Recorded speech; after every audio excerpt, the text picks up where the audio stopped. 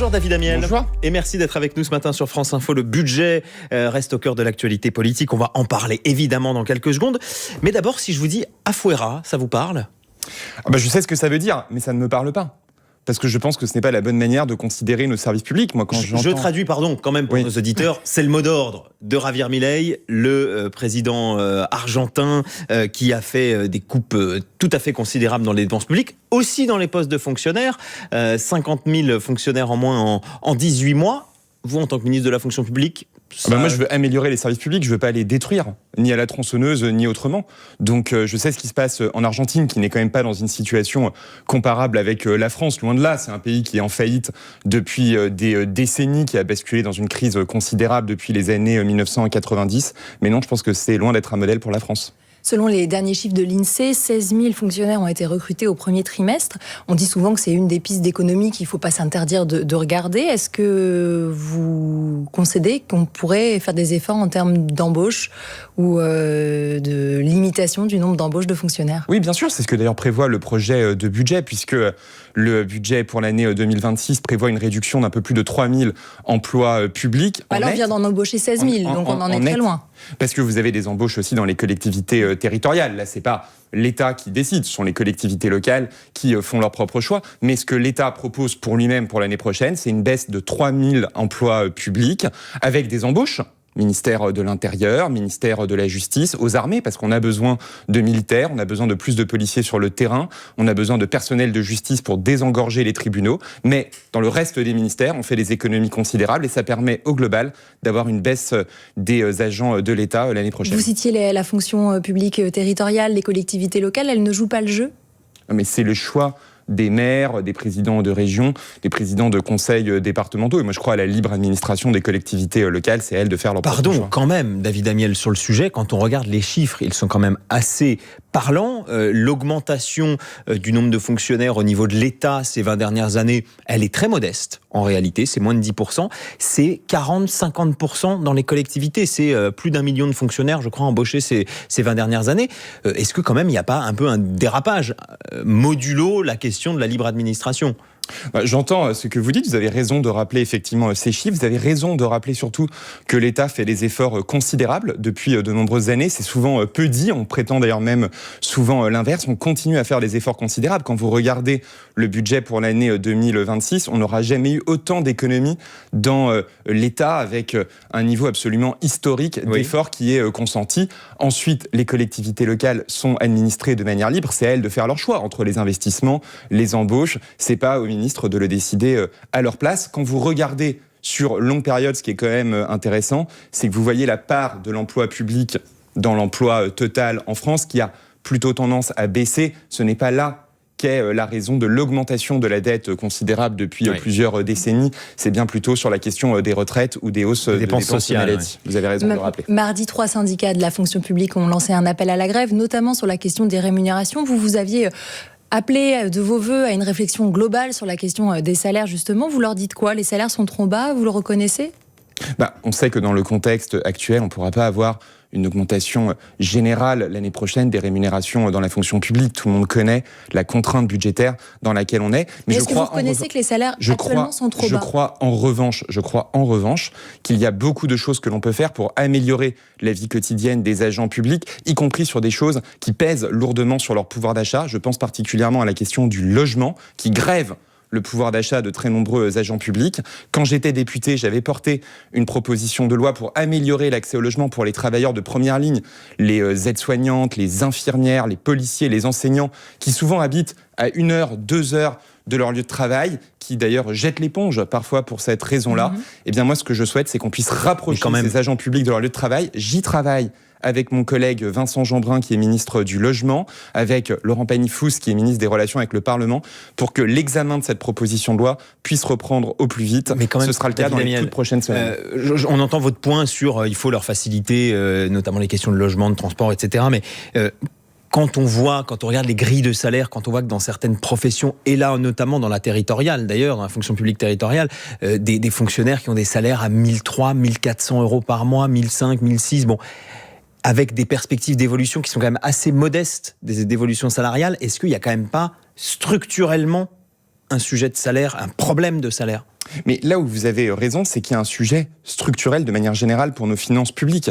C'est la raison pour laquelle il faut qu'on puisse, dans les années qui viennent, on aura l'occasion, je pense, de discuter du budget, pouvoir faire des économies dans un certain nombre d'endroits. Moi, je travaille comme ministre aussi chargé de la réforme de l'État à faire des économies importantes sur beaucoup de gaspillage d'argent public, dans le domaine des achats publics, dans le domaine de l'immobilier, où beaucoup n'est peu ou mal pouvoir augmenter géré, les salaires. pour pouvoir aussi investir dans les services publics, pour pouvoir recruter, pour pouvoir effectivement faire des revalorisations. Il y en a eu ces dernières années pour les enseignants, notamment les jeunes enseignants. Il y en a eu dans la santé, c'était ce qu'on avait appelé le Ségur de la santé suite à la crise sanitaire. Il faudrait que d'autres fonctions publiques soient d'autres professions, mais pour cela, il faut qu'on puisse réaliser des économies parce que vous connaissez la situation de nos finances publiques. Alors votre dossier du moment dans la fonction publique, c'est de mettre de l'intelligence artificielle en son sein. Vous avez noué un partenariat avec l'Allemagne et aussi notamment avec l'entreprise Mistral. Expliquez-nous concrètement, simplement, ça va servir à quoi ? D'abord, moi je ne supporte plus qu'on dise qu'il faut soutenir des champions européens tout en biberonnant avec de l'argent public des entreprises situées hors d'Europe, aux États-Unis, en Chine, ailleurs. Le président de la République porte l'idée de préférence européenne, c'est-à-dire que la commande publique européenne serve d'abord les entreprises européennes. Ce qu'on a fait à Berlin, vous avez raison de le rappeler, c'est un sommet organisé par le président de la République et par le chancelier allemand. Mais concrètement, dans l'administration, dans la fonction publique, ça va changer quoi ? On s'est mis d'accord avec les Allemands pour dire qu'ensemble, on allait travailler avec nos deux champions, un champion français, Mistral AI de l'intelligence artificielle, un champion allemand de l'informatique, SAP, pour pouvoir numériser, digitaliser, automatiser beaucoup de procédures. C'est quand même fou. Aujourd'hui, vous avez des agents publics qui ont accès à leur domicile, à des instruments auxquels ils n'ont pas accès à leur lieu de travail. C'est plus simple, chez soi, d'organiser ses vacances avec le chat, par exemple, de Mistral, ou d'autres que je ne citerai pas sur votre plateau, que d'organiser au travail la prise en charge de ses factures, la relecture des dossiers, la synthèse de documentaires. C'est ça qu'on va déployer. Déjà 10 000 agents publics. Sauf que ça, c'est fait par des gens, aujourd'hui, bien souvent. Mais justement, ce sont des gens qui en ont marre de cette paperasse, de ces procédures. Personne n'est devenu policier pour taper à l'ordinateur des procédures à n'en plus finir. Personne n'est devenu enseignant-chercheur. C'est libérer du temps pour les agents, c'est ça que vous dites. Personne n'est devenu enseignant-chercheur pour passer sa vie à remplir des appels à projets pour obtenir des financements. On est devenu enseignant-chercheur pour faire de la recherche et pour enseigner. Et là, vous Moi, parlez c'est ce que je veux faire, c'est permettre des agents, dans leur quotidien, avec l'aide de robots, de logiciels plus performants, si je simplifie un petit peu. Ça peut pas aller jusqu'au contact du public. On va pas se retrouver demain à la Poste ou à Pôle emploi avec un logiciel, un robot conversationnel à la place d'un agent ? Mais surtout, ce que ça doit permettre de faire, c'est justement de libérer du temps aux agents pour qu'ils passent, eux, plus de temps au contact du public. Un enseignant-chercheur, je le disais, il veut passer plus de temps avec ses élèves, par exemple. Il veut passer plus de temps avec ses collègues pour rechercher. Il veut passer plus de temps à discuter, échanger avec l'extérieur, pas à être tourné vers des procédures à n'en plus finir. C'est ça que l'intelligence artificielle doit permettre de faire. Vous avez aujourd'hui, dans la justice, des tribunaux qui sont engorgés, des procédures qui n'en finissent plus. Eh bien, il faut pouvoir simplifier la vie des greffiers dans les tribunaux et là aussi leur libérer concrètement, donc les greffiers, toutes les étapes administratives au tribunal. Les greffiers, les policiers pour la prise en compte des auditions, les enseignants-chercheurs pour les appels à projets. Tous ces métiers-là peuvent être considérablement vous parlez de sujets sensibles, vous parlez de la justice, vous parlez de la police, potentiellement d'autres sujets. C'est quand même sensible. Ça veut dire que ces données, potentiellement, elles transiteraient par l'application d'une entreprise privée ? Non, ces données, surtout, elles resteront en Europe. Et les critères seront extrêmement stricts en matière de souveraineté, en matière évidemment de respect des données. Aujourd'hui, ce sont des entreprises qui développent des données individuelles. Mais vous avez déjà plein d'entreprises dans l'État qui travaillent pour numériser les procédures. Ça, c'est normal. Ce qui compte, c'est les critères et les exigences qu'on met pour contrôler l'usage des données, pour s'assurer qu'elles ne partent pas aux États-Unis, pour assurer notre souveraineté. Et tous les partenariats que l'on fait avec des entreprises ont des critères de souveraineté beaucoup plus stricts. Ça coûterait combien tout ça ? Ces dernières Vous avez une idée années. déjà ? On est en train évidemment d'y travailler. C'est des milliards, on imagine quand même. Par contrat. En réalité, ça permet aussi de faire des économies considérables de temps et de pouvoir précisément remettre aussi des agents publics sur le terrain. Est-ce que ça ne fait pas des économies d'agents pour les finances publiques ? Est-ce qu'à terme, on peut se dire mécaniquement, c'est comme dans les usines à l'ancienne, quand on est arrivé à la machine, ça a supprimé des postes d'ouvriers. Est-ce que ça ne va pas faire la même chose dans la fonction publique ? Ce que ça va surtout permettre de faire, c'est de redéployer des agents publics au contact des citoyens. Et c'est ce que je crois on a besoin de faire. On a besoin d'avoir plus de policiers sur le terrain, moins dans les bureaux. On a besoin d'avoir plus d'enseignants-chercheurs au contact de leurs étudiants, moins à remplir des procédures à n'en plus finir. On a besoin des greffiers, puisque je reprenais cet exemple à l'instant, qui peuvent s'intéresser au contenu des procédures, des magistrats qui peuvent passer plus de temps à entendre, à recevoir, moins à traiter ces procédures internes. Je crois que c'est vraiment ça que ça permet de faire. Vous voyez, à la fois, c'est bien pour les finances publiques et c'est bien pour l'efficacité du service public. Ces outils, ces instruments, on comprend qu'ils soient extrêmement pratiques et nécessaires aujourd'hui, mais ils ne peuvent pas être développés par l'État. En interne, on est obligé de faire appel à des entreprises privées. On n'a plus cette capacité-là ? On a sur le numérique, effectivement, comme dans d'autres domaines, on peut avoir et on doit avoir recours à des entreprises françaises, européenne. En interne, c'est impossible. Pardonnez-moi, mais c'est une question de souveraineté, c'est une question de sécurité par rapport aux données également.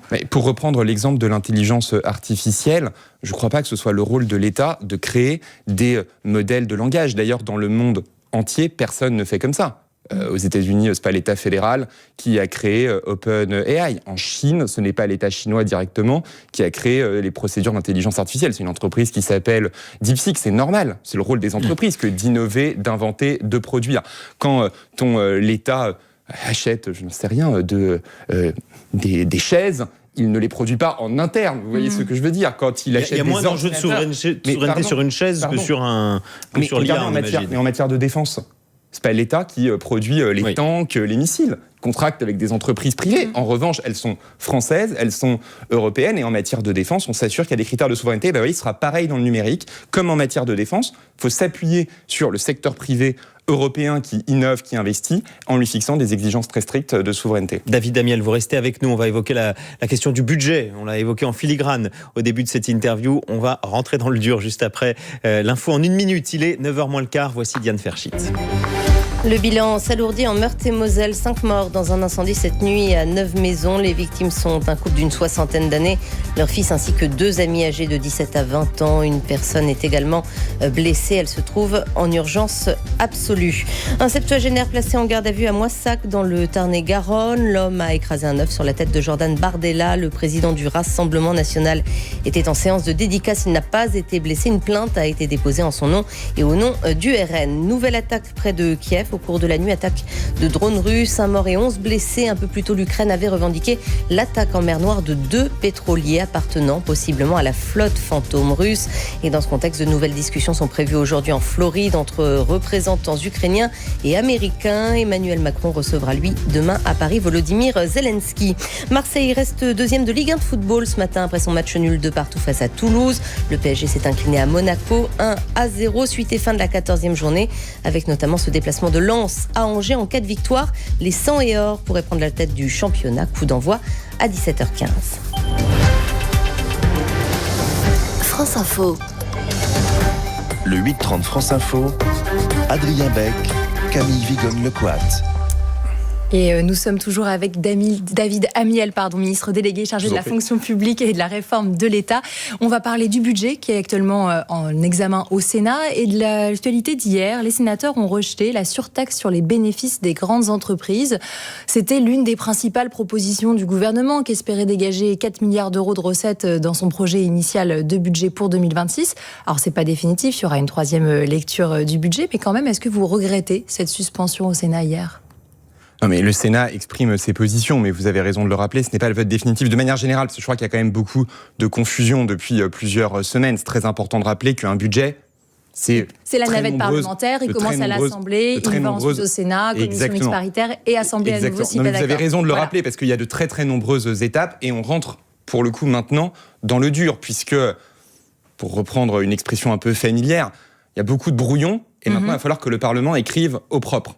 Et c'est avec le budget de la sécurité sociale qui revient à l'Assemblée nationale, le budget de l'État qui reviendra ensuite, qu'on tranchera de manière définitive, que le Parlement tranchera sur ce qui restera à partir du 1er janvier, ce qui deviendra réalité. Et puis, si ces textes ne sont pas votés, si le budget de la sécurité sociale n'est pas voté dans sa version définitive, si le budget de l'État n'est pas voté dans sa version définitive, alors toutes les mesures que l'on a pu évoquer, que l'on a pu adopter à un moment ou à un autre de la procédure disparaîtront. Mais pardonnez-moi, mais on n'arrive pas à comprendre à quoi il va ressembler ce budget à la fin. C'est effectivement pas une surprise qu'il ressorte un peu plus à droite au Sénat, étant donné que la majorité est plus à droite. Mais la version finale, elle ressemblera à quoi de ce budget ?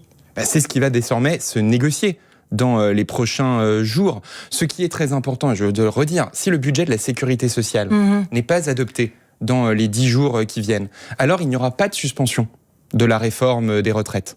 Continuera à s'appliquer à partir du 1er janvier comme avant. Et il y aura une augmentation massive du déficit de la sécurité sociale. Si on n'est pas capable de voter le budget de la sécurité sociale, alors son déficit passera à 29 milliards d'euros. C'est un montant absolument considérable. Le trou de la Sécu sera 2 fois supérieur au budget du ministère de la Justice, pour donner un ordre de grandeur. Donc ceux qui sont attachés à l'équilibre de la sécurité sociale et ceux qui, à gauche, ont demandé la suspension de la réforme des retraites doivent permettre, pour que ça devienne réalité, que ce budget de la sécurité sociale soit adopté. David Amiel, il vaut mieux une loi spéciale plutôt qu'un budget qui continuera à déclasser la France et à appauvrir les Français. C'est Bruno Retailleau qui disait ça ces jours-ci dans le Parisien aujourd'hui en France. Ça laisse penser quand même que LR ne va pas forcément vous aider beaucoup sur les dernières lignes droites de ce budget. Et moi, vous savez, je ne comprends pas qu'on puisse être de droite et appeler à une loi spéciale.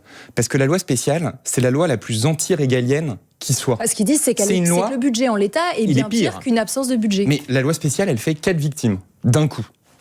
Budget du ministère des Armées ne pourra pas augmenter. Chacun voit bien le contexte militaire dans lequel on est. On ne pourra plus recruter, on ne pourra pas lancer une nouvelle commande. Budget du ministère de l'Intérieur, budget du ministère de la Justice et déficit public. Soyons tout à fait exact quand même, David Amiel. Loi spéciale, c'est une loi qui est temporaire. Après, il y a un nouveau vote de budget qui peut prendre un peu plus de temps, mais comme ça s'est passé cette année. Vous vous dites là quelque chose d'important. Donc vous dites, la loi spéciale, c'est simplement gagner quelques semaines. Mais dans ce cas-là, on revient à la même situation. On aura le même Parlement. Donc vous voyez, c'est pour ça qu'il faut pouvoir s'entendre maintenant. Parce que, y compris si c'est pour quelques semaines, ça a un coût considérable. On l'a vu l'année dernière, c'était plus de 12 milliards d'euros qui ont été perdus l'année dernière à cause de la loi spéciale, qui aurait été quand même bien plus utile au service des Français. Je le redis, la loi spéciale, c'est une loi profondément anti-régalienne. C'est une loi qui affaiblit notre pays, qui l'affaiblit dans toutes ses dimensions, depuis les armées jusqu'à sa souveraineté financière. Et c'est la raison pour laquelle il faut qu'on puisse avoir un budget avant le 31 décembre. Les socialistes ont très peur que dans le budget final, ils ne retrouvent pas tout ce qu'ils ont obtenu grâce aux négociations avec vous notamment. Ils disent dans le Parisien, notamment Boris Vallaud, qui prévient « ça peut mal se terminer » et désormais, ils n'écartent plus l'utilisation du 49.3. Ça vous semble indispensable pour réussir à faire passer un budget ? Vous savez, depuis le début, gouvernement, Sébastien Lecornu, Amélie de Montchalin, ont tenu leur parole, y compris quand c'était difficile. Et je pense à la question de la suspension de la réforme des retraites. Donc ils vont tenir leur parole sur l'absence d'utilisation du 49.3 jusqu'au bout ? Il faut maintenant que chacun fasse un pas. Le gouvernement a fait des pas importants, il continuera à le faire. Le Premier ministre reçoit, vous l'avez rappelé... C'est pas bien clair. Non, j'ai pas compris votre réponse. Moi non plus, David Amiel. Le 49.3, il faut exclure de l'utiliser. Là, les socialistes ouvrent la porte. C'est eux qui avaient demandé à ce que vous ne l'utilisiez pas. Le Premier ministre, dès sa nomination, a renoncé à l'usage du 49.3. Mais à la demande des socialistes. Pour redonner la main au Parlement. Parce que, vous savez, on était très habitués depuis des décennies à une situation de majorité absolue qui était très confortable pour tout le monde. Donc vous dites plutôt non. Pouvoirs au gouvernement, ça donnait toute l'irresponsabilité aux oppositions, qu'elles soient d'ailleurs de gauche ou de droite. Il y a eu des négociations, le fait de s'en passer a permis d'avoir beaucoup de négociations. Moi, je crois qu'on peut obtenir un vote à l'Assemblée nationale dans les prochains jours. Il y a des étapes où on a réussi à l'obtenir. Je pense au début de l'examen du projet de budget pour la sécurité sociale. Il faut pouvoir le faire. Je crois que ce serait un geste très important pour la démocratie parlementaire. Est-ce qu'il faut d'un tout petit mot redonner encore un certain nombre de victoires aux socialistes, ou est-ce qu'on s'arrête là, ça suffit ? chacun doit faire un pas. Maintenant, il est vrai que j'estime qu'ils en ont fait assez. Ça ne peut pas être toujours plus, mais il y aura dans les prochains jours des négociations précises, demain, sujet par sujet. Effectivement, merci beaucoup David Amiel, ministre de la fonction publique, d'avoir été avec nous ce matin sur France Info. Merci Camille Vigonne-Lequat, journaliste au Nouvel Obs. On vous retrouve tout à l'heure pour les informer. Restez sur France Info.